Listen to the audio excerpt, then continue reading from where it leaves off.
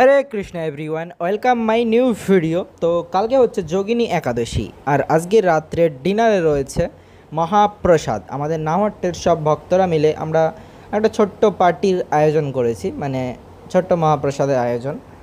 তো আমাদের নামহট্টের পূজারী অভিজিৎ প্রভুর বাড়িতে তো সকলেই এখানে প্রসাদ পাচ্ছি।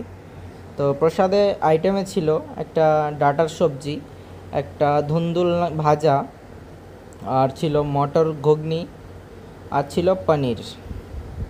তো মটরটা মোটামুটি হয়েছিল, আর পনিরটা একটু তেতো হয়ে গেছিলো, জানি না কেন, বাট খাওয়ার মতো। সব ভক্তরা মিলে এখানে খাচ্ছিলাম,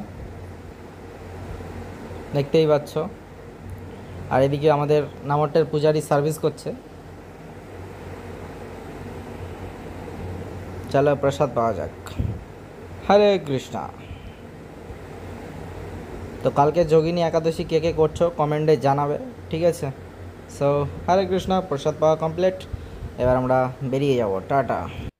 কিছু লাগে প্রভু? লাগবে আপনার প্রভু? সারিস না